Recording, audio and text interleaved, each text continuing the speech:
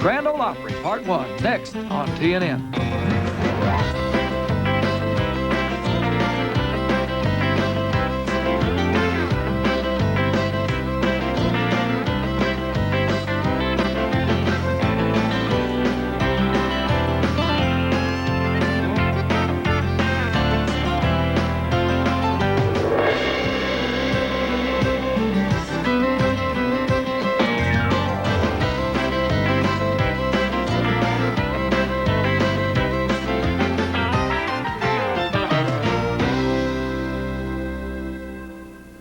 It started as an advertising gimmick and became an American institution.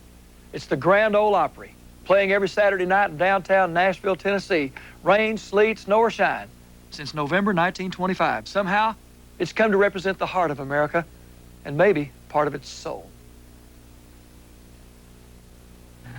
Prince Albert, the National Joy of Smoke, presents your Grand Ole Opry.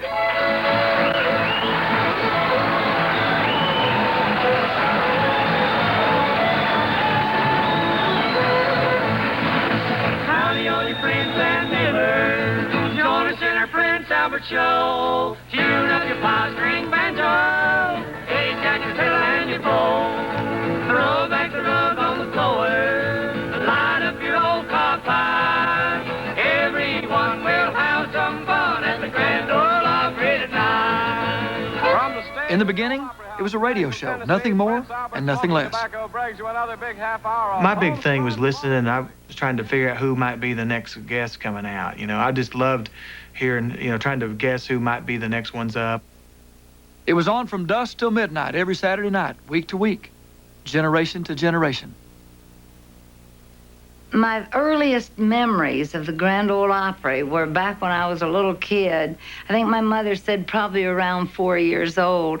And I remember it was magic. Crazy, I'm crazy for feeling so lonely. It came out of Nashville, Tennessee, broadcast on a clear channel radio signal, meaning it could be heard on a clear Saturday night all across America. I would pretend, this is when I was like 12 years old, and I'd play like I was the Grand Ole Opry, and I'd introduce my guests, and I'd talk for them and talk for me, too. Welcome, everybody, to Martha White Grand Ole Opry time. It's great to have all of you with us. For millions of listeners, it was the stuff of dreams. That was my one dream in life, is to become a member of the Grand Ole Opry and walk on that stage just one time. That's all I wanted to do that. The stage was built by an insurance company. Today, it's hallowed ground. That's a pretty special piece of real estate. If you stop and think about the people who have stood there, all the greats, I mean, every country music great that you can name. I'm always in awe of seeing Brother Oswald out there, who's been here for, probably 50 years. Grandpa Jones, Porter Wagner, all these people that, if they hadn't have done what they did, I wouldn't have the opportunity to not only be here, and be a member of this place, but I wouldn't know a thing about country music. I wouldn't know how to play it, how to sing it if it wasn't for these people. And then there's the music itself, the unique and genuine songs of the country, of America itself. There was a lot of heartfelt presence about those songs. And it's not hard to sing Amazing Grace 1,000 times in a row because you're singing something that really means something. This is the story of the Grand Ole Opry. To quote its creator, it's as simple as sunshine, like bacon and eggs frying on the kitchen stove on a bright spring morning. I think it's great. I think it's the most wonderful thing in the world right there. It's to bring the country music and let them people all over the whole world know that they're going to hear it right here at the Grand Ole Opry. The origin of the Grand Ole Opry can be traced to the halls of an insurance company in downtown Nashville, the National Life and Accident Insurance Company. In 1925, National Life, as it was called, was looking for a new way to sell insurance. It decided to try radio. At the time, commercial radio was the technological rage of the century. It was introduced in 1920 and quickly opened a whole new frontier in American capitalism. In those days, getting into radio did not mean buying advertising time, nor did it mean buying a station. It meant building one from the ground up. WSM Radio began in 1925, October 5th, 1925. And it was the brainchild of a guy named Edwin Craig, who was the son of the chairman of the board of the National Life and Accident Insurance Company. And Edwin Craig was one of these people that was really fascinated by the medium and somehow convinced his father that the insurance company would have a great promotional tool if they started a radio station. And so the board of directors at National Life agreed to it, and off we went. As a promotional tool, National Life used the call letters WSM to identify its station, letters that stood for the company motto, "We Shield Millions." The radio began in most cities and places as an advertising device, and WSM meant "We Shield Millions." It was just the logo of the insurance company that was just trying to sell these policies, mainly to poor people all over the South. Transmitting 1,000 watts at 650 kilohertz, 650 on your radio dial, WSM was the third radio station to go on the air in Nashville. Because the technology was so new, they all shared the same broadcast transmitter and frequency. The first was operated by a Baptist church, and the second was owned by a local appliance company. In the spirit of capitalism, they worked out a deal, equally dividing the broadcast time. WSM got Monday, Wednesday, and Saturday nights from 6:30 to 11 o'clock, with an hour break at 9. On Monday night, October 5th, 1925, just after 7 p.m. Central Time, Edwin Craig spoke the first words on the new radio station. He said, "This is WSM, We Shield Millions, the National Life and Accident Insurance Company of Nashville, Tennessee." With that radio signature, the story of the Grand Ole Opry began.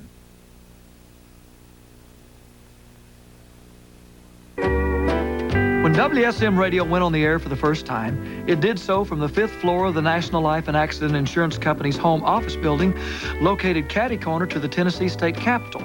Because of this, many dignitaries attended the inaugural broadcast in October 1925. Among them was the governor of the state, the mayor of Nashville, and a man named George D. Hay. Hay was a popular announcer in Chicago at radio station WLS, the Sears Roebuck station. On WLS, Hay was known by his moniker, the Solemn Old Judge. But he was anything but solemn, or even a judge. In truth, he was a brilliant radio pioneer who found his calling with a show called the WLS Barn Dance. It featured what was then called mountain music. In 1925, National Life lured Hay to Nashville to be the first program director of WSM Radio. Barely a month old, the station was already broadcasting an eclectic mix of classical, gospel, and dinner music, all of it live. The centerpiece of the station was the WSM Orchestra. It catered to Nashville society, those who referred to the city as the Athens of the South. These classically trained musicians were featured during evening broadcasts and became the first cast members of the station. On Sundays, WSM broadcast from churches, serving hellfire and gospel. This catered to Nashville's reputation as the center of Southern revivalism. In many ways, Nashville was the buckle of the Bible Belt. When George Hay showed up, he brought mountain music to the new station by tapping a steady stream of mountain musicians to fill the empty airspace with music that was indigenous to rural America. I think that mountain music is the heart, just the heart of music, because that was people's music. This mountain music was the sound of Appalachia, of the Ozarks, the Blue Ridge, the High Sierra, of the Smoky Mountains. It was the wail of coyotes at sunset, the harmony of sparrows at dawn, the melody of pure sunshine on a spring day, and the solitary beat of a human heart at the darkest hour of night. To quote the solemn old judge, it was a right good slice of America as she is, and it became his bread and butter. we call now country music was the poor white Southerners' music. It is an amalgam of all kinds of music, of the blues, of black music, of Celtic music, of Irish music, German music. It all came together. People just hearing music and loving and picking and making part of their own songs. And country music was that, this hillbilly music. It reminded them what their roots were like. As a matter of principle, George Hay took issue with those who called it hillbilly music. He often wrote, "Let us go on record now, before we carry on with our story, that we strenuously object to the word hillbilly as applied to folk music." George D. Hay's first show at WSM was a carbon copy of his successful barn dance in Chicago. He started the WSM barn dance on Saturday, November 28, 1925. His first guest was an old-time fiddler named Uncle Jimmy Thompson.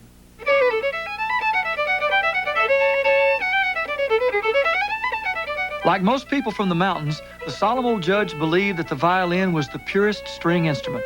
For this reason, he invited the 80-year-old fiddle champion to launch the new show.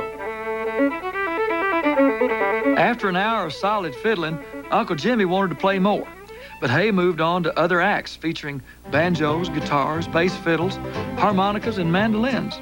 For the most part, they were string bands. They had several sort of family, the one they called the fruit jar drinkers and the gully jumpers, the possum hunters, and most of the old groups like that was pretty much instrumental. Hay quickly found his favorites, and so did his radio audience. Dr. Humphrey Bate and his possum hunters were very popular and became a featured act on most of the early shows. The fruit jar drinkers were true to their name, always doing a sketch with moonshine, and they could play too. The Crook brothers were good enough to appear for many years. Besides the solemn old judge himself, the first star of the WSM barn dance was a fellow named Uncle Dave Macon. Hay called him the Dixie Dewdrop. Uncle Dave played a 5-string banjo like few had ever heard before. He was a fascinating man. He was an old vaudeville type entertainer, and when he came on the stage, always dressed in that little derby hat and with the gold teeth and dressed like a little colonel. And he had 2 or 3 banjos around him, and he'd use different banjos for different songs, and he'd twirl that banjo around and done a lot of things that really entertained people. Judge Hay also called on a dapper young blues musician named DeFord Bailey. Standing all of 4 feet 10 inches tall, his specialty was the harmonica.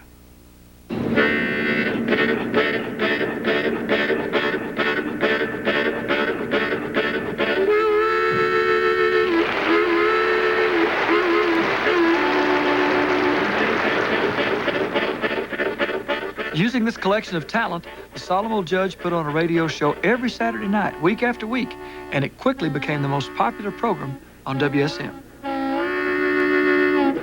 It just caught on. It caught on with people, everyone within the listening audience, that it began to expand as the signal of WSM expanded.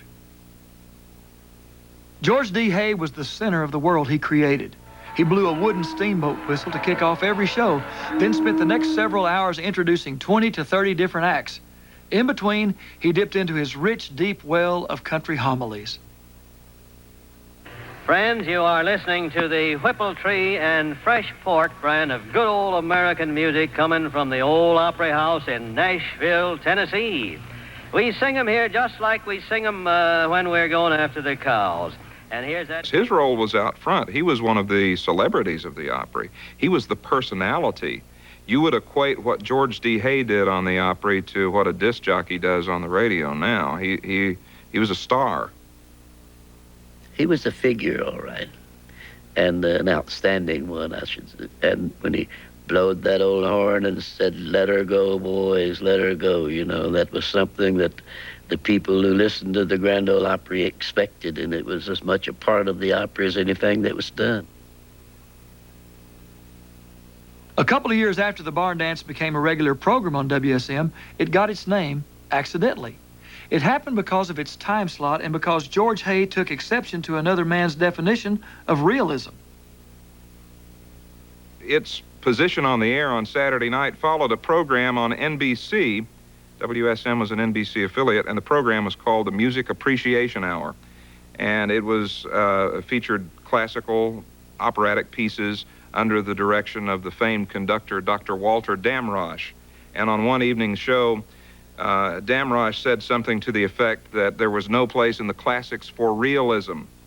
And as the musicians were gathering in the studio to perform the barn dance, they were hearing this program through the studio monitors, and George D. Hay picked up on the fact that here this highbrow guy up in New York was not talking about realism. And so when the barn dance went on the air, Hay said something to the effect of, they may not be doing anything realistic in New York, but we are now going to get down to earth here. You've just heard music taken largely from grand opera. From here on out, it's going to be the Grand Ole Opry, invoking the southern rural pronunciation of the word opera. And the name stuck. And in fact, within 6 months, the newspaper listings for the WSM barn dance had changed from barn dance to Grand Ole Opry. Within a few short years, the show was bigger than the station itself, and the executives of National Life wondered what kind of creature they had created. The Grand Ole Opry had a life of its own.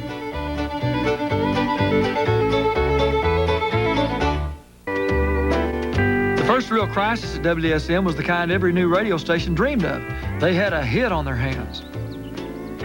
I think the Opry began to eclipse the radio station when it started, because WSM was managed, again, by an insurance company, and the gentlemen who ran the company, the board of directors and so forth, were, because of their position, members of society, and Nashville was a town that prided itself in the finer things.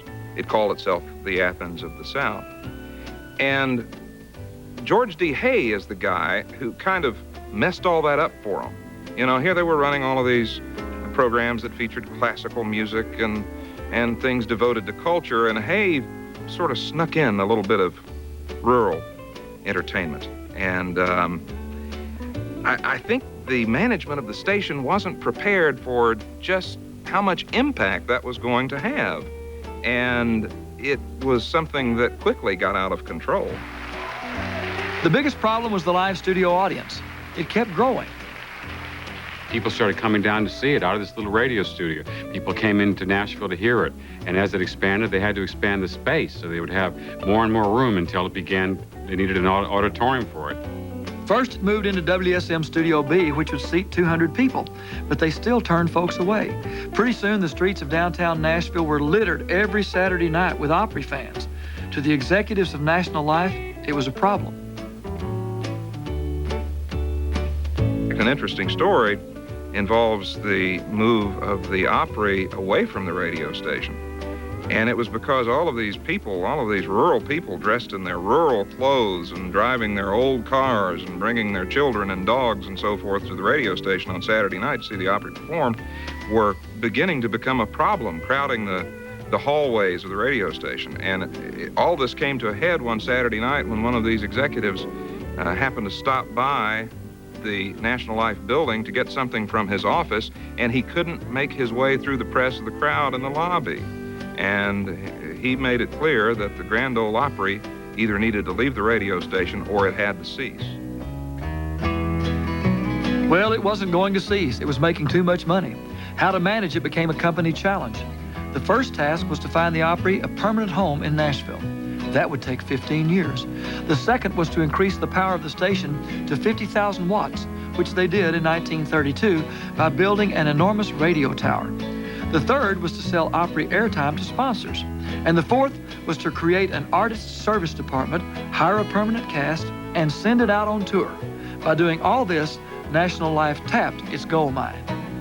National Life recognized the value of the Grand Ole Opry very early on, went on and got the Clear Channel license, and began to build on that early Opry reputation and image, and they, the owners, the National Life, regarded it as a promotional vehicle. As part of the moving plan, the Opry took temporary refuge from the WSM studios in local theaters, hotels, and schools, wherever they could find a stage. In the summer, they put on tent shows and performed at picnics. As a profit center, WSM sold Opry airtime to various sponsors. It was divided up by the show, with each half hour having its own sponsor. Stacked together, a full Opry performance consisted of 8 or so shows, which meant 8 or so sponsors. Without question, the arrangement was mutually beneficial to the Opry, to the advertisers, and to National Life. We have many long-running sponsors. The oldest sponsor right now is Martha White. And I believe Martha White would be followed by a Standard Candy Company, which makes the famous Goo Goo candy cluster. And Coca-Cola is another long-time sponsor here at the Opry. Opry advertising was often done by the cast itself and became a part of the show. Jingles and sketches were performed live by the artist. Whether it be for Royal Crown Cola or Purina Pig Startina, the cast was happy to oblige. Most of them felt lucky just to be on the stage. This began as amateurs. Really, no one was paid to perform. Just people that loved to sit on their porch and sing the old songs that they knew and loved. It was realized that these musicians could make a living doing this music. So WSM and the insurance company realized, hey, we've got something that can make money just along with our insurance. So they began paying these musicians, these singers, and then they began sending them out on tour. During the worst days of the Great Depression, WSM launched its artist service department and began hiring cast members at $5 a night. George Hay was one of the recruiters. Between 1934 and 1939, the solemn old judge brought many new faces to the Opry. Among them were some legendary figures. Yes, sir. We carry on with Bill Monroe and his Bluegrass Boys. My first song that I sung on the Grand Ole Opry was a Mule Skinner Blues, you know. And I got 3 encores the first night that I ever sung it here on the Grand Ole Opry. Bill Monroe was a hard-driving mandolin and guitar picker who knew the business end of a cash cow. He gathered a band of gifted string musicians to accompany the heavenly sound of his mandolin. Then he went from town to town playing what he called bluegrass music. During the Depression, Bill Monroe and his Bluegrass Boys earned a good living. Well, just to see your people, your friends and fans and play for them, you know, and you was in the hopes that you'd play the music that they would like. Another new favorite was a society girl who moonlighted on the Opry as Cousin Minnie Pearl. She was born Sarah Ophelia Colley and raised to be a debutante. But for some reason, she decided to put her affluence and education to work by creating a composite sketch of all the Southern women she had known. With her trademark howdy and homespun humor, Cousin Minnie was an instant hit. Here's the pride of Grinder's Switch, all diked out in red and yeller, Miss Minnie Pearl. Well, sir, howdy. I'm just so proud to be here. I'm just so proud I could come. Then there was Roy Acuff and his Smoky Mountain Boys and girls. Acuff was a fiddler who came down from the mountains of East Tennessee with a full show of his own. The original thing that Acuff had going, that tent show, it had so much excitement. It had Oswald pulling comedy and Howdy doing a fiddle tune, you know, yo-yo tricks, balancing your fiddle on your nose, gospel song. That song recitation just make, you know, the hardest of hearts cry. It was like a 3-ring circus. Acuff had this 3-ring circus atmosphere about his career. From the moment he arrived at the Grand Ole Opry, Roy Acuff was destined for greatness. His first appearance was in 1937. George Hay recruited him as a fiddler, but Roy wanted to sing. From the great Atlantic Ocean to the wide Pacific shore, from the queen of flowing mountains to the south bells by the shore, she's mighty tall. His impact was enormous. By featuring his voice, Acuff revolutionized the Opry and country music. Judge Hay accepted this evolution of the genre and encouraged Roy to sing, but he always reminded Roy and the boys to keep it country. By 1943, Acuff was hosting his own portion of the Opry and became the idol of a new generation of country singers. I guess when I was about 8 years old, I really became a big fan of country music in the Grand Ole Opry. Back in those days, my father had cut down a big oak tree in our backyard, and it left a stump there, a huge stump. My mother said I would go out there and play for hours, pretending I was on the Grand Ole Opry. And she said I would get up on that stump and I'd just welcome all the people and say, we're glad to have you at the Grand Ole Opry tonight, and we've got a big show for you, and man, I want you to meet my guest. And I'd introduce Roy Acuff. Then I'd jump off the stump and go over and come up on the other side, and I'd be Roy Acuff, and I'd sing, from the great Atlantic Ocean to the wide Pacific shore. I'd sing one of his songs, and I'd say, thank you, Porter, I'm really glad to be here. Acuff's arrival was not the only change the Opry would experience as America emerged from the Great Depression. In years to come, he would also take over as MC of the show, and the Opry would go coast to coast on the NBC radio network. But the biggest change of all was that the Opry would finally find a home.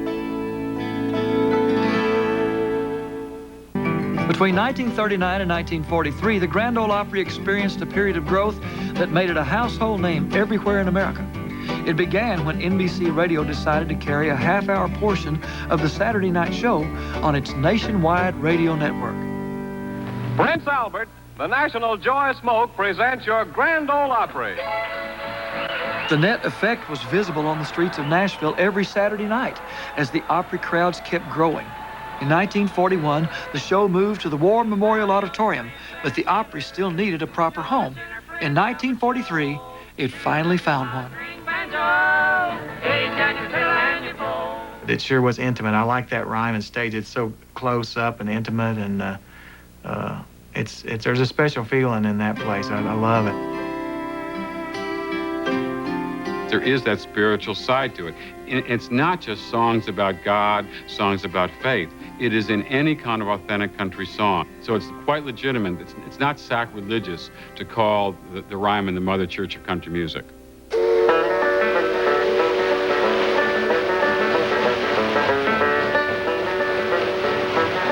It was built by a steamboat captain in 1891.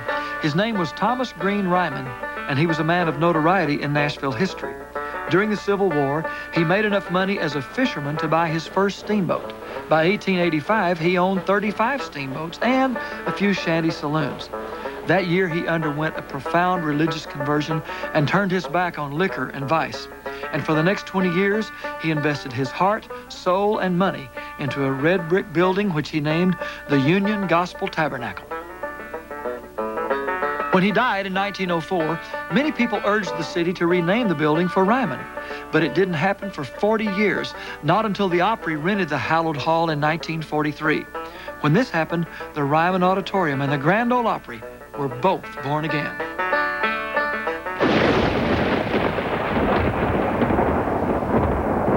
The first thing Opry musicians learned about the Ryman was that it had great acoustics. It had a wonderful sound there. The old Ryman Auditorium, with string music. It just brought the music out good, you know, and let it really like it should sound. And it was really fine. I loved it, and I still do. I love to perform on that Ryman stage. The acoustics are so great. You hardly need a sound system in the facility. It's just so great. It was also uncomfortable. The wooden church pews were hard, and it could get very hot. Well, as Rod Brasfield used to say to Minnie, by Ned, it's hot tonight, ain't it, Miss Minnie? Well, it was. In the summertime, you could hardly stand it. That place just held the heat, you know, with 3,500 people in those seats out there generating body heat, you know. I remember it was very hot in there, and they had very few dressing rooms. We had to do our rehearsing out in the hallway, usually. And because there wasn't enough people wasn't enough dressing room to hold all the people in there and all the groups. And but it's a little cooler out in the hall than it was in the dressing room sometimes. Backstage at the Ryman was cramped. There was only one small dressing room for the ladies and just two for the men. But despite these inconveniences, the Ryman became the Grand Ole Opry House for the next 31 years and a tangible bridge between the Opry's roots and the future. As an ongoing radio show, the Opry was always changing. Unfortunately, the solemn old judge didn't agree with all the changes. Specifically, Hay wanted no part of any electrified instruments. Sam McGee is the first one that ever brought electric instrument to the Opry. And Judge Hay looked at it and said, "Sonny boy, we're not ready for that thing yet. Take it back home." So he took it back home. It happened again in 1943 when Ernest Tubb joined the Opry and brought an electric guitar. The story that my dad tells is that Judge Hay, who ran the Opry, started the Opry, wasn't too fond of electric instruments and told my dad that he didn't, really want electric instruments. And my dad said, well, he said, they're on my records. And that's, he said, well, we don't really care that much about records. Finally, the judge said okay, and that opened the floodgate. From that day forward, a river of change flowed through the Opry. This included a coming of age for female headliners on the show. Years ago, there wasn't, everybody they hired about was men. It was hard for women to get on the Opry to do solo work or anything. But then after Kitty Wells, she was one of the ones, I think, with her big record, see, that broke the ice, bringing the women in.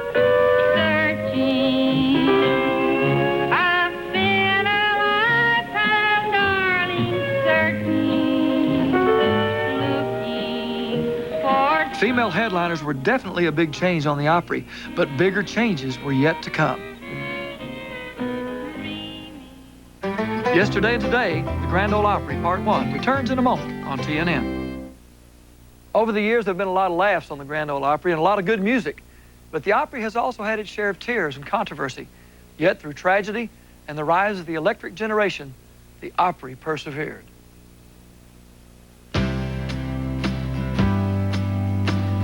After World War II, the Grand Ole Opry made Nashville the place to be for new country artists. Many came, including Ernest Tubb, Pee Wee King, Eddie Arnold, Bob Wills, Hank Snow, Kitty Wells, and Red Foley. When Foley came to town, there was a controversy at the Opry. Foley was taking over as host of the Prince Albert Show because Roy Acuff had suddenly quit the Opry. He fell out, I think, with the Opry once for about a year, and was away from the show for about a year, in about 1946. Nobody remembers that much because they don't want to remember it. But that's when I came to the Opry the first time. Red Foley came and took over. And I remember we did that first show, and he was scared to death because he's afraid the Roy Acuff fans would throw stale vegetables at him or something. And it was a very nervous time for all of us. We didn't know what would happen when Red Foley went out and took over Roy Acuff's spot. Foley was a hit, and so was Atkins. And within a year, Acuff was back hosting the R.C. Cola portion of the show. For a while, all seemed fine at the Opry. Then, true upheaval arrived in the form of a new singer. His name was Hank Williams. I was a fool to wander and stray, for straight is the gate and narrow's the way. But now I have traded the wrong for the right. Hank Williams is country music's Shakespeare. In a 3 minutes of song, he was able to create these lyrics and this music that is a place in the pantheon of American greatness and our cultural greatness along anybody. More than any other country star, Williams brought respectability to country music. Billboard no longer called it hillbilly, it was country western. But Hank's sad brilliance burned quickly. In 1952, at the height of his popularity, the Opry fired him for missing too many performances. A year later, he was dead. The Opry lost another star around the same time. In March of 1952, Uncle Dave Macon died. He was 82. Somehow, through tragedy and sorrow, the Opry continued. With every new Saturday night came a new season of stars. Marty Robbins in 1953, Hawkshaw Hawkins in 55, Johnny Cash in 56. Then in 1957, along came a dashing singer from Missouri named Porter Wagner. I came here in 1957. And it's been, well, the biggest part of my life, really, and the greatest thrill you could ever have is to be a member of the Grand Ole Opry that many years. Another new star on the Opry was a young singer from Winchester, Virginia. Her voice was pure magic. Crazy, I'm crazy for feeling so lonely. I am crazy, crazy for feeling so blue. Patsy Cline joined the Opry in 1960 and became an instant legend. She was this tremendous singer whose voice was almost at odds with the woman herself. I mean, it was so, you know, fiery, but at the same time it was sublime. And her life, of course, wasn't so sublime. I mean, it was tough the way life tends to be. For the Opry, life got unbearably tough in 1963. That March, 3 Opry stars were killed in a plane crash: Hawkshaw Hawkins, Cowboy Copas, and Patsy Cline. One of the things that I remember at the TNN was the night of that plane crash. I was the one who was taking the story back in the paper from the fellow who did go to the scene, and I was the one putting together the story from what he was finding out there, and it was one grisly scene. On Saturday night, March the 9th, 1963, the Grand Ole Opry mourned its fallen stars. Never had the Ryman, the mother church of country music, been filled with more tears. During the next year, the Opry lost several more stars because of tragic accidents. Gone were Jack Anglin, Texas Ruby, and Jim Reeves. But through it all, the Opry persevered. I think the Opry dealt with those tragedies the way the people that the Opry sings about deal with tragedies. That is, they go on. They bury their dead and go on.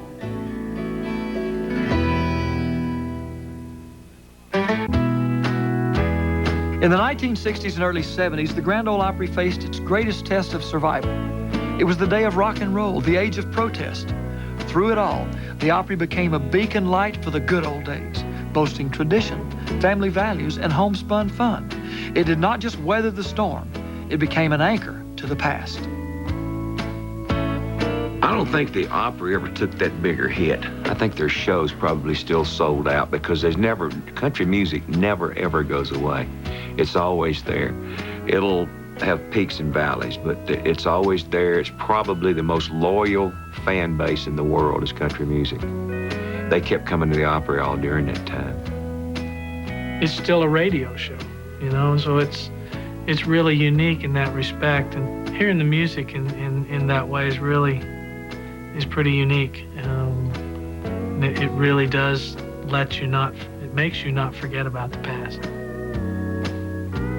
Toward preserving its past, the executives of National Life decided to buy the Ryman Auditorium in 1963 for the scant sum of $200,000, and then they renamed it the Grand Ole Opry House. Most people believed the Ryman would be home to the Opry for many years, but the winds of change prevailed again. While the age of protest in rock and roll did not stop new stars from joining the Opry, it witnessed the deterioration of many urban centers, including downtown Nashville. There's always drunks. Yeah, they'd come up once in a while around 10 o'clock, see if they couldn't get in winos, you know. And of course, they'd let some of them in, some of them they wouldn't. For fans who travel long distances to visit the Grand Ole Opry, downtown Nashville was an unpleasant and unsafe environment. This became a huge concern to the executives of National Life. It was kind of a wild area, and they got so sensitive that they just finally said, if we're going to keep the Opry, it's got to move out of that area of Nashville. They moved quickly. In 1970, National Life started building a country music theme park called Opryland USA. Here they also built a brand new Grand Ole Opry House. By the spring of 1974, it was complete. With great pride, National Life announced that the first Opry performance in the new house would be on Saturday night, March 16th.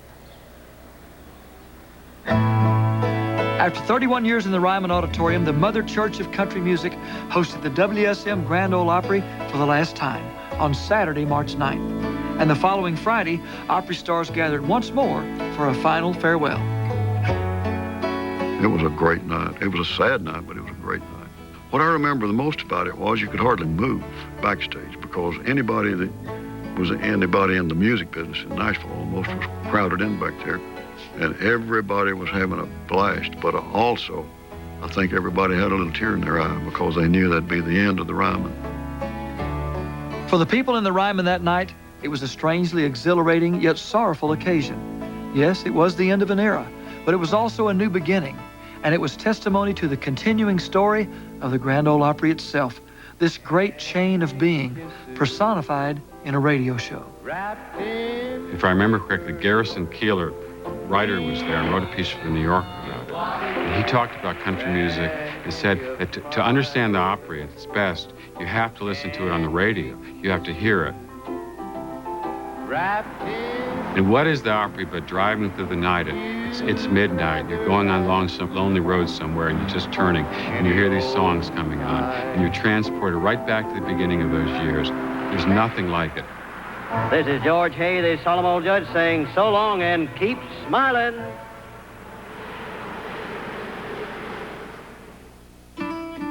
When the Ryman Auditorium closed its doors on Friday night, March 15th, 1974, everyone connected with the Grand Ole Opry knew it was the end of an era.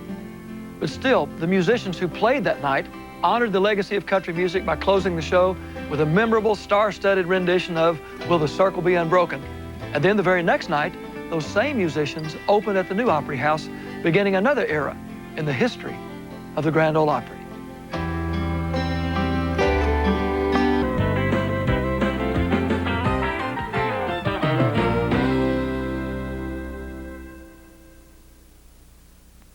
On Saturday, March 16th, 1974, the Grand Ole Opry began broadcasting from its new home on the banks of the Cumberland River in Nashville, Tennessee, from the new Opry House at Opryland, USA.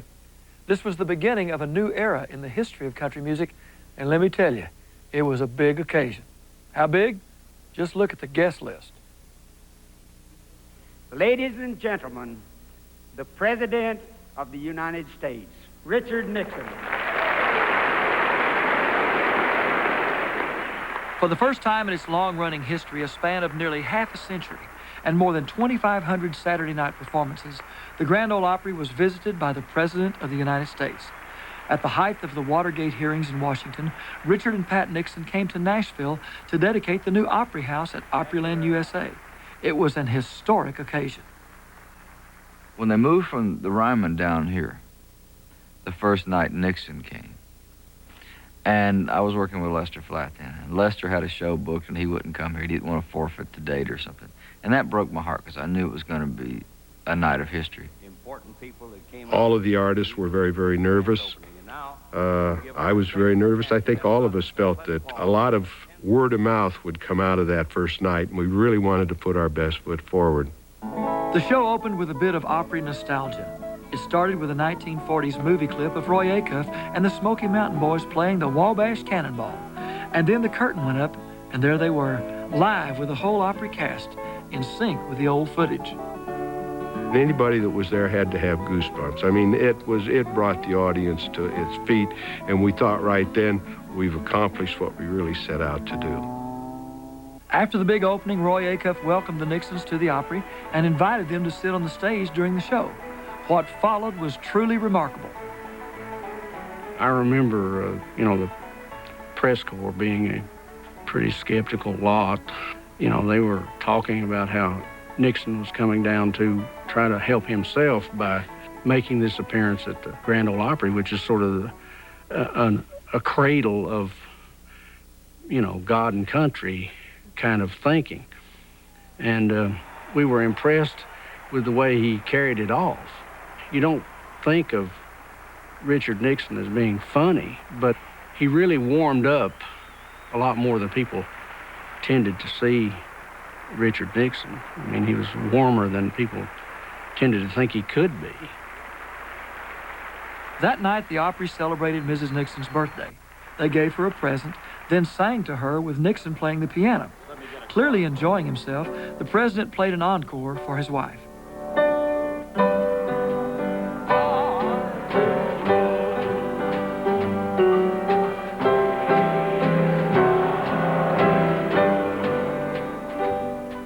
After this presidential performance, Nixon officially dedicated the new Opry House.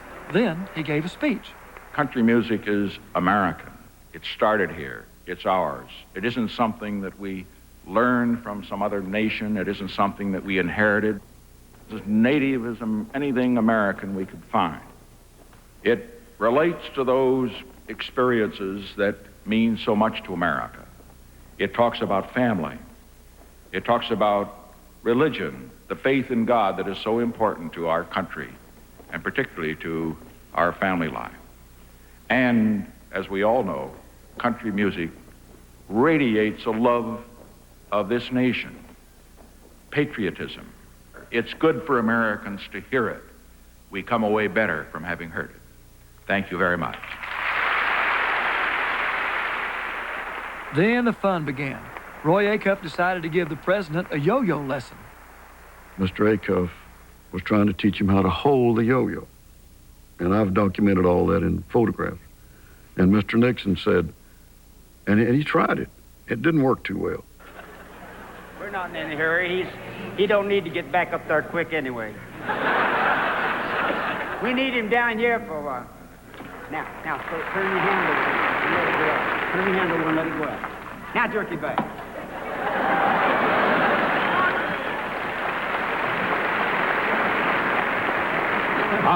I'll stay here and try to learn how to use the yo-yo. You'll go up and be president, bro. I remember listening. I went out to some fan's car between shows and got him to tune in to the Opry broadcast. So we were playing in North Carolina. And I remember hearing Acuff handling the Nixon thing. I didn't see it, but I heard it. And it sounded so good coming over a car radio way out there in North Carolina. I thought, Acuff, you're doing good for us tonight. I was proud of him.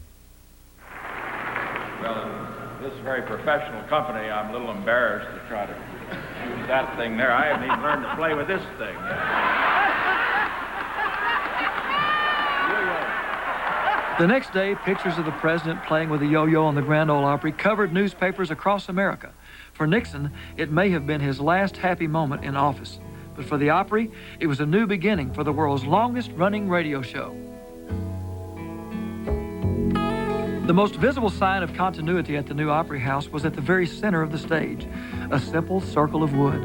It was taken from the stage of the Ryman Auditorium and brought to the new Opry House, where it was carefully placed as a reminder of the past. I remember the transition from the old Ryman to the new Opry stage, and I was so glad that they kept the circle of the original floor from the Ryman. That's a great idea. I was so glad they did that.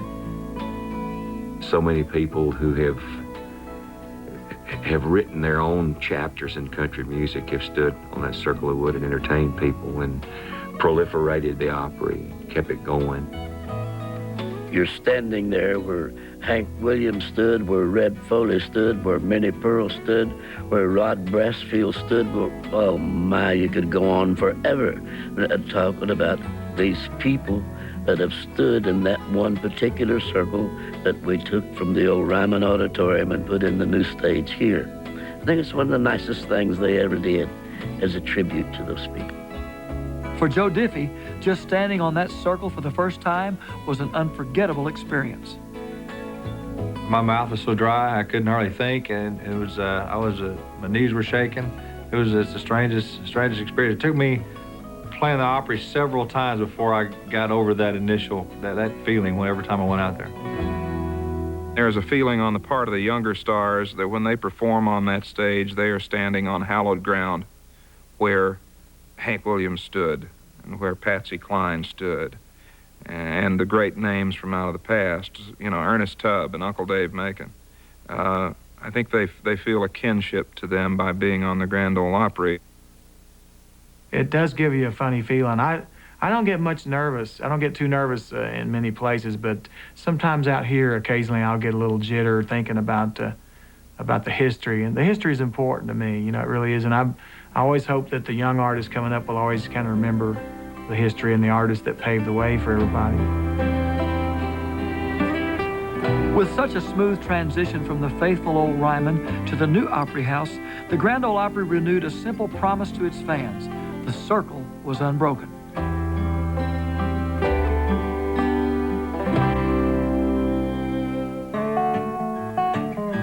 The new Opry House had many luxuries that were absent in the old Ryman Auditorium. It had a larger stage with plenty of room in the wings.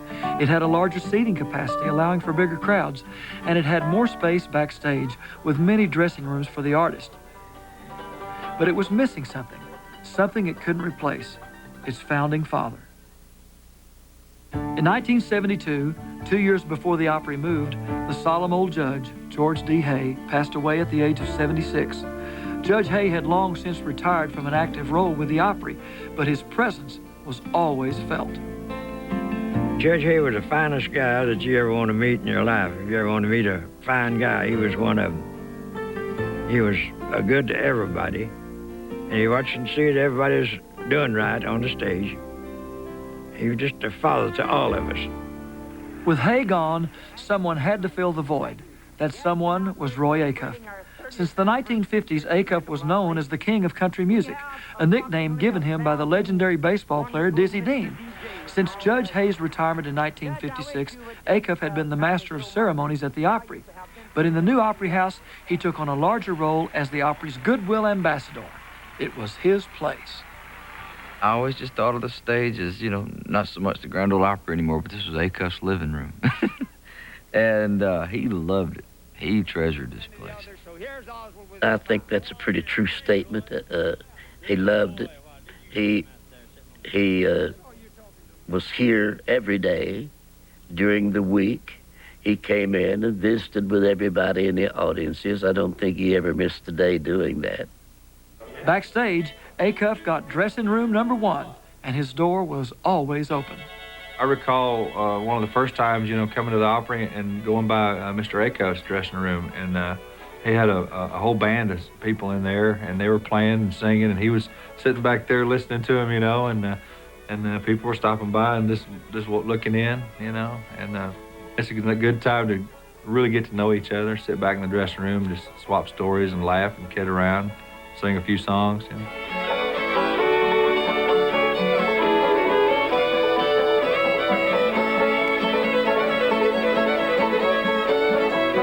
Well, for me, it's a blast.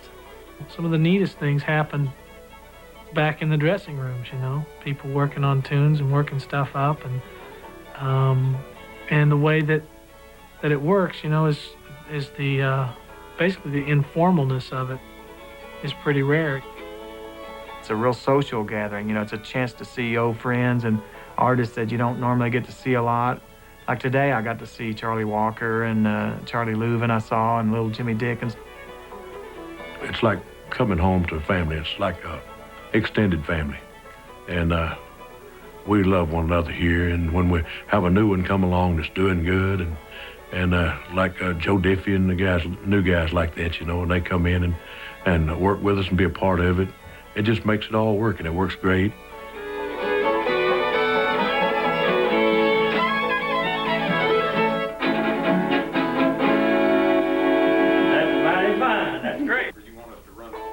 This family atmosphere came from the cast itself, which is a remarkable group. I'm very humbled by it.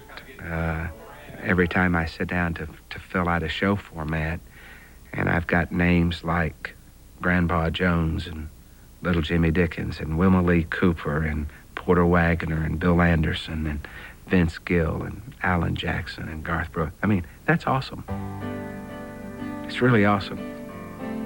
Opry membership is a coveted honor, but it also carries a responsibility. We like to have the artists appear at least 12 times a year, which is not difficult to do because we have shows on Friday and Saturday and matinees during the summer. In the old days, cast members appeared more often. You were required to be here every Friday and Saturday. Now, regardless of where you were out on the road working during the week, it was a must that you be back in for the Friday night frolic and the Saturday night Grand Ole Opry.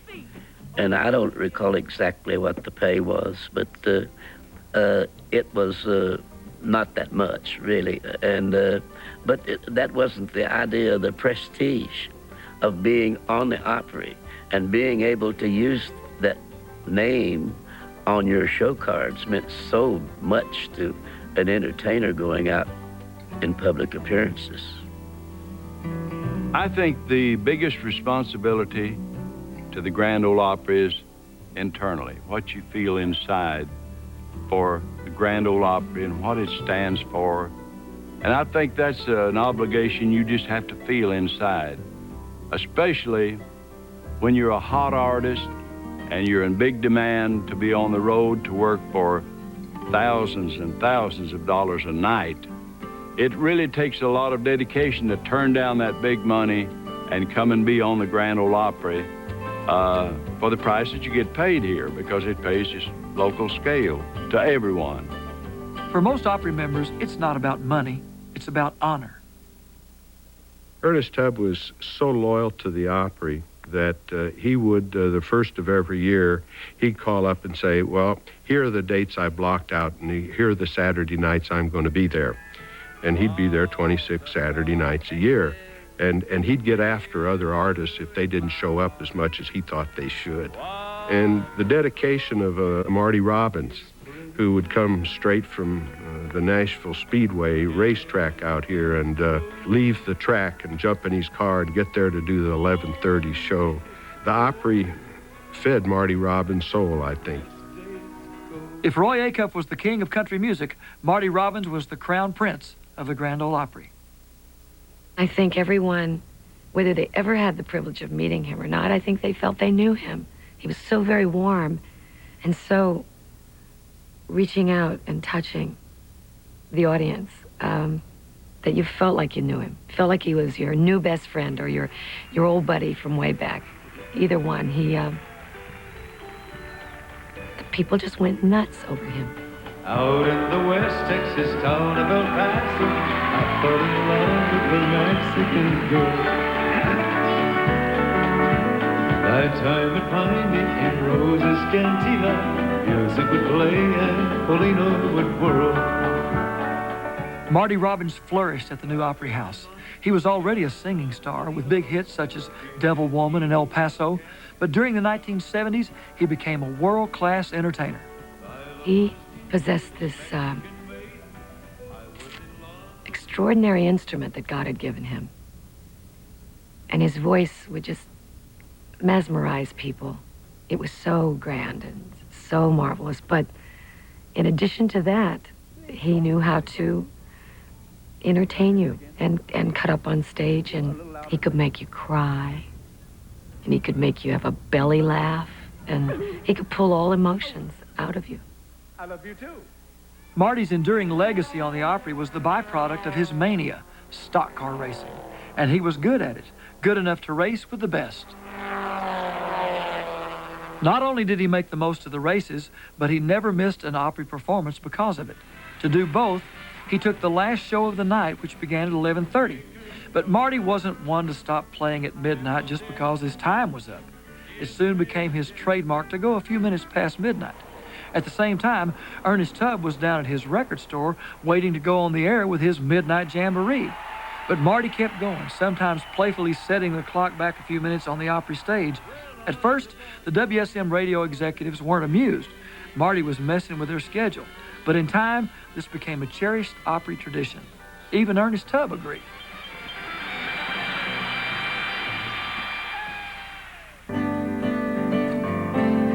Between 1925 and 1978, the Grand Ole Opry was strictly a radio show, broadcast every Saturday night, rain or shine.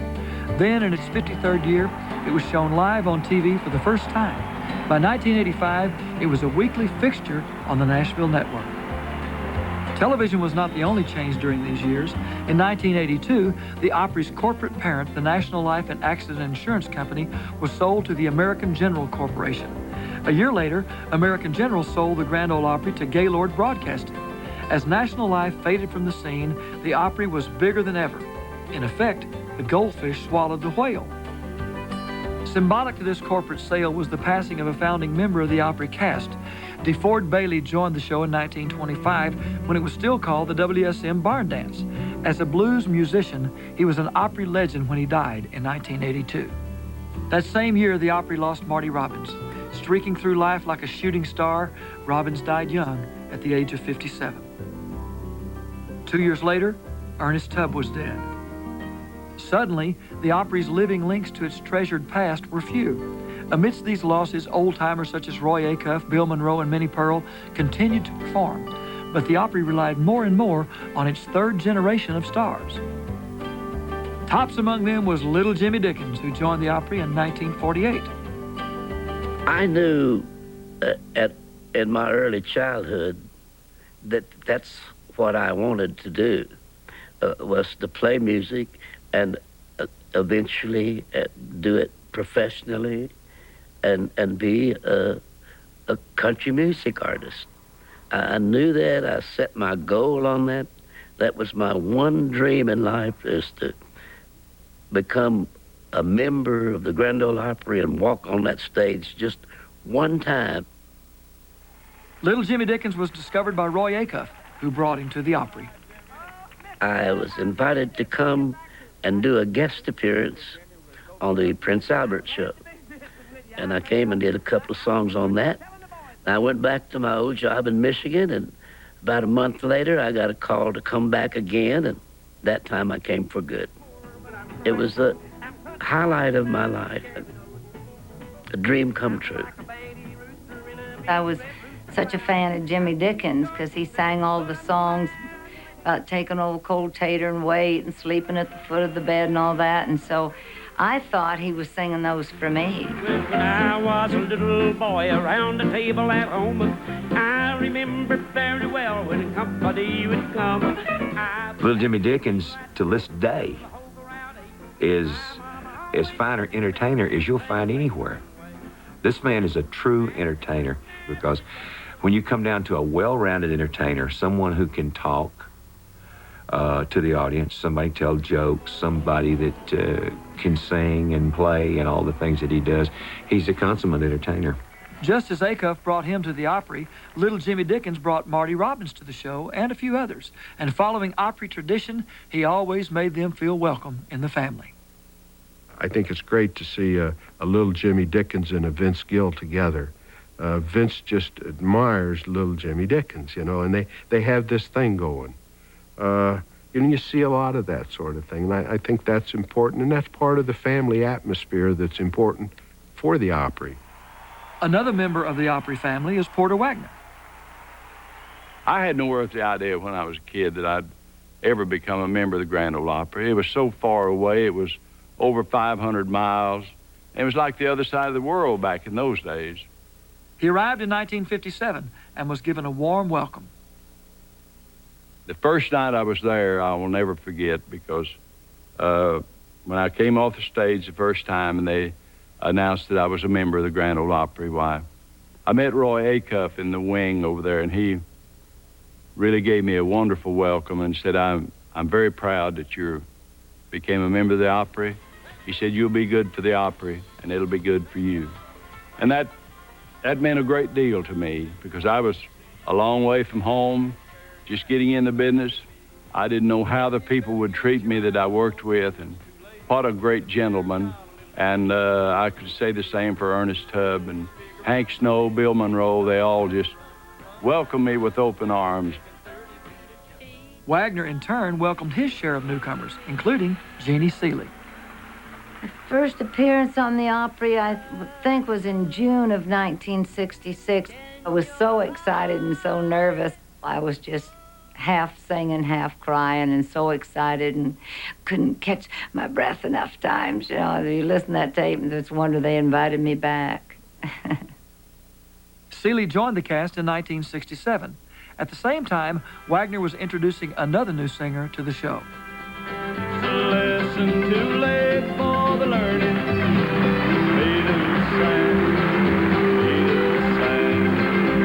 In the wink of an eye, my soul is turning. In your hand, in your hand.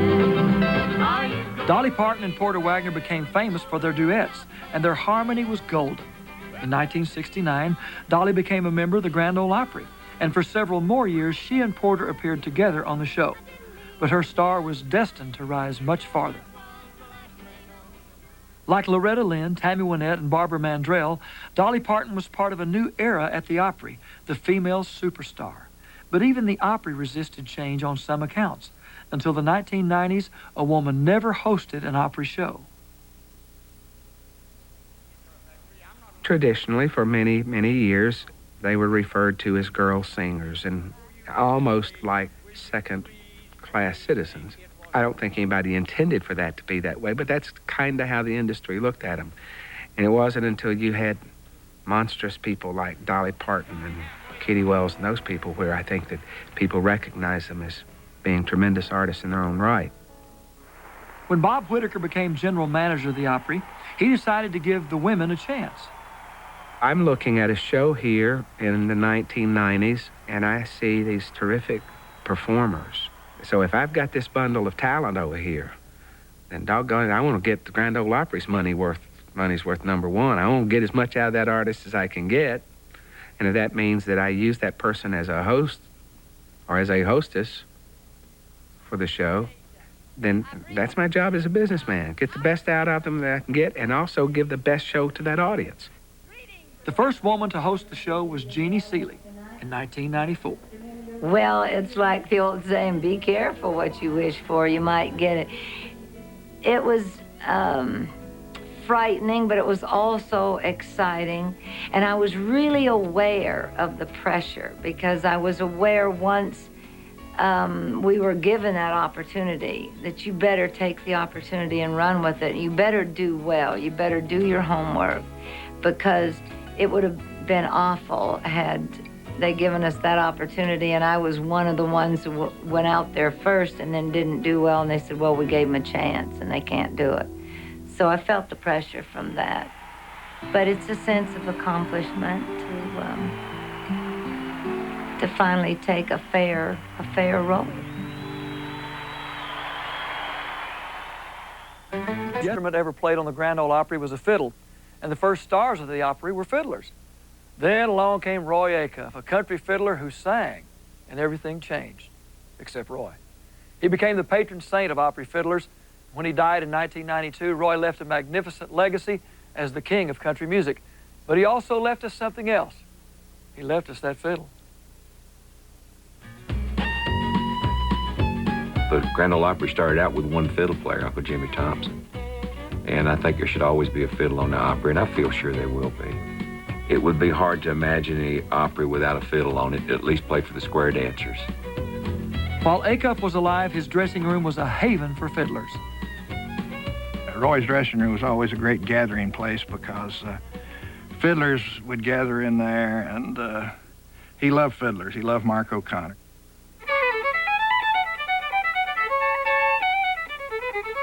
When I was 12 years old, my mom decided to take me all the way back to Nashville. We drove across the country. We came in, it was a Wednesday night, and we went down to this little club on 2nd Avenue here in Nashville called the Pick and Parlor. And two of Roy Acuff's Smoky Mountain Boys were playing that night, Charlie Collins and bashful brother Oswald. Somebody alerted them that there was this young boy from the state of Washington that could play a fiddle. And sure enough, at the end of their first set, they did have me up, and I was going to play one tune, and that led into many requests from them, and the set lasted another 45 minutes. And after they were done on stage, they called Roy Acuff and told him about me, and they brought me out to meet him Friday night, 2 nights later here at the Grand Ole Opry. And when I met Roy Acuff in his dressing room, after playing a few tunes for him upon his request, he announced to the people in the room that he was going to put me on the Opry that night with him. And I walked out on stage, played an old fiddle tune called Dusty Miller, and I encored and played Faded Love.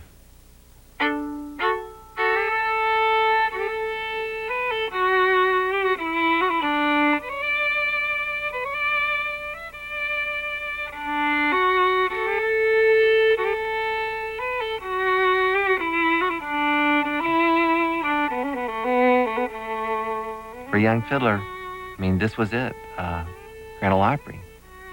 O'Connor was influenced not just by Acuff, but also by Chet Atkins and Bill Monroe. I think of them as a trio of legends that are very significant to me. It's interesting that Roy represents the fiddle, Chet the guitar, and Bill Monroe the mandolin, and those are the very three instruments I play. Like others, O'Connor felt the richness of history at the Opry. It was really a sad time for me when Roy's death came, because in a way, a lot of the fiddling history kind of went with him here. And I hope someone else can come along to carry that same flag for the fiddle and keep it in country music.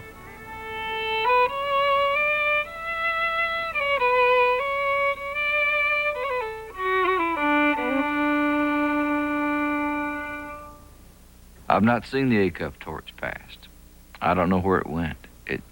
I think it went with him. I think it truly went with him. The Grand Ole Opry has some potential leaders. It doesn't have another Roy Acuff. There's not a lot of mountain music left. The nearest thing to our mountain music is the bluegrass music. The old, real, traditional country, there's not many of those artists left that do that anymore. In 1996, the Opry lost two more of its legends, Minnie Pearl and Bill Monroe. For some of the new artists, this was a wake-up call to not forget the past, to remember the roots of the Grand Ole Opry, and to keep it country. I'm not going to jump up and say, I want to be the next Roy Acuff, I want to be the next Bill Monroe. I don't think that's what I would ever try to do at all. But with the passing of Bill Monroe and the passing of Minnie Pearl and the passing of Roy Acuff, those were really the icons, I think, of the Opry. And I do feel a great sense of pride and responsibility to be here as much as I can.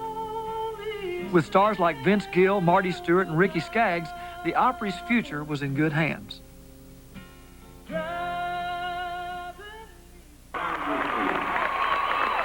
As the Opry moved toward the 21st century, it welcomed a new generation of stars who felt connected to the roots of country music. Vince Gill was among them.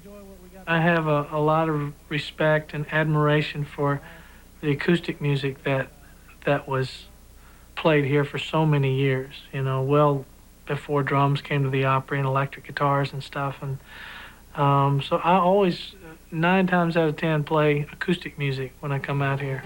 You think back to all the times when that's the way all the music was, you know, so it's kind of neat to go perform it that way, and it feels like it's, you know, 60 years ago.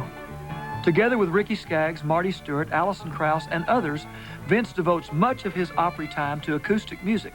This included his first Opry appearance. I was asked to come out and play with some different people over the years, and I kind of always said, no, I'd like to someday get an invitation to sing, you know, by myself someday on the Opry, and that would be the way I'd like to play it for the first time. After years of dreaming, Vince finally got the call he'd been waiting for, but at the wrong moment. The first time I got invited, I had to turn them down. My daughter had a talent show at school. She was in grade school, and asked me to play guitar for her at the talent show so she could sing. And they called in the middle of the week, and they said, we'd like you to come and sing on the Opry. And I said, oh, man, great, when? And they said, well, this weekend. And I said, oh, no, you know, I've waited for this call forever. Reluctantly, Vince declined the invitation and hoped for another chance. Pretty good dad move, I guess, you know, but then I got the opportunity to come later, and I just came with the guitar, and just me and a guitar, and I'll never forget it. It was a great thrill. Thank you. Do you guys mind if I just stand here for a minute and take a picture of this? It's my first time. When you see Vince Gill go out there and sing today, what an artist, what a tremendous artist. And he's singing songs of the heart that speaks to the people that's country music. And he's talking about real people feeling real emotion and doing real things. That's country music. From work like I always do. I spent my whole day just thinking of you. When I walked through the front door, my whole life was changed. 'Cause nobody answered when I called your name. One thing I've done is, since Mr. Acuff is no longer with us, I always leave my dressing room door open. His was always open, and that was really neat. People would, you know, just come in and want a picture, an autograph, and be jam sessions, and that's what we do. You know, we always open the door, and whoever's around, let's go pick and let's play some bluegrass or play some fiddle tunes or just whatever.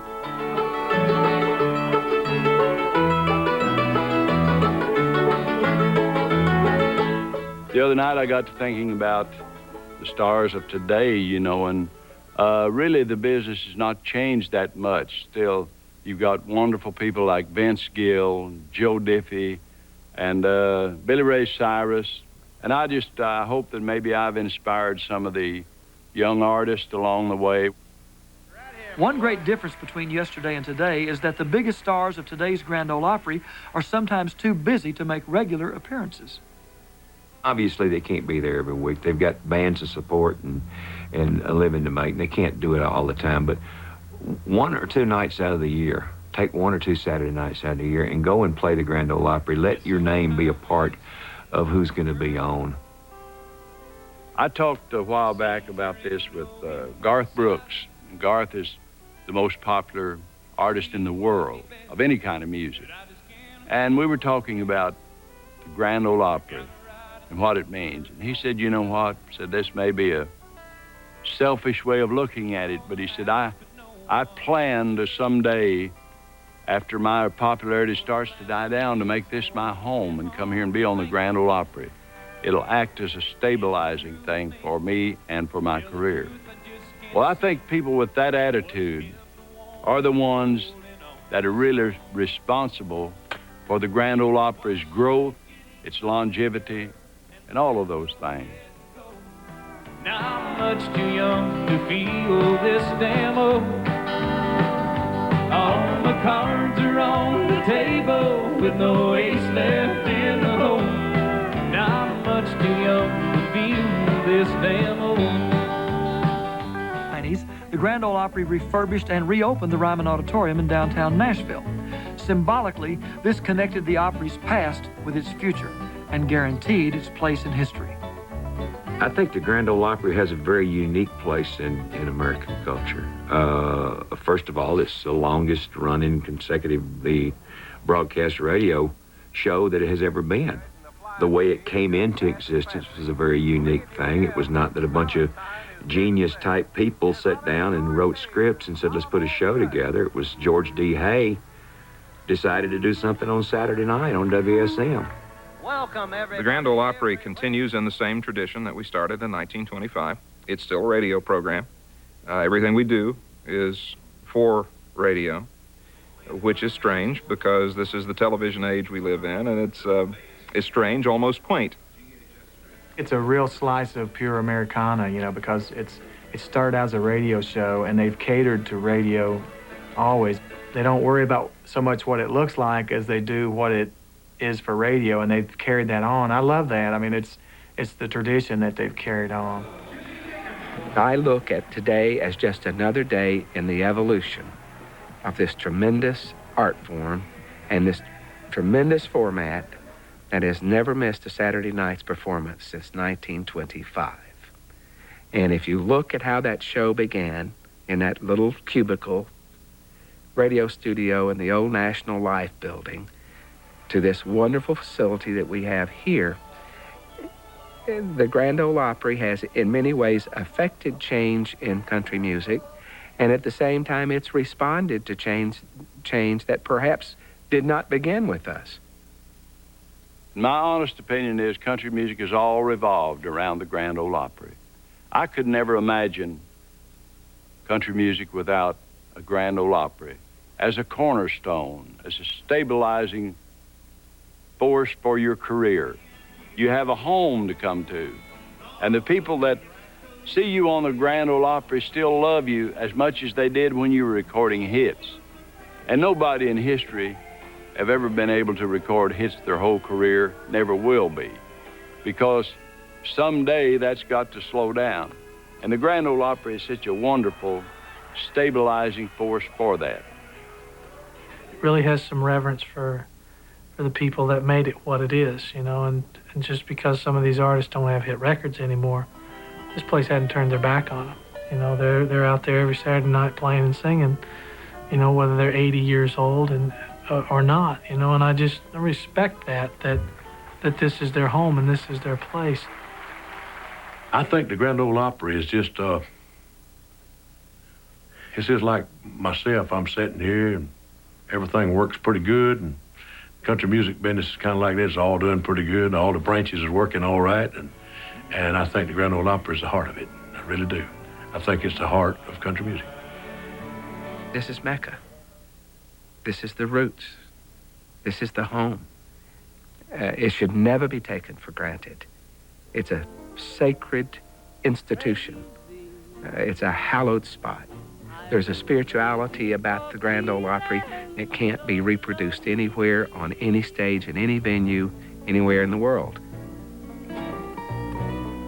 And so goes this time-honored tradition, this weekly radio show that began in 1925 on a Saturday night and continues today, every Saturday, from dusk till midnight, sure as sunshine. Opry will go on for years and years to come, I think. It'll still be the Grand Ole Opry a long time. I don't think the country music will ever die. This is WSM Nashville, Tennessee, presenting the Grand Ole Opry. Let her go, boys.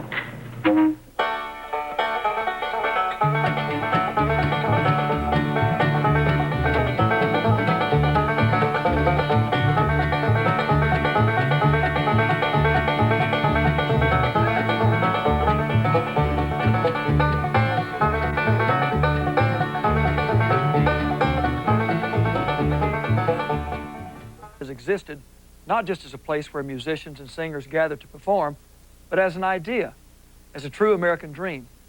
That's because the Opry has become the pinnacle of achievement in country music. That's its legacy. And to this day, there isn't a star on earth who isn't thrilled to say, I played on the Grand Ole Opry. And that includes me.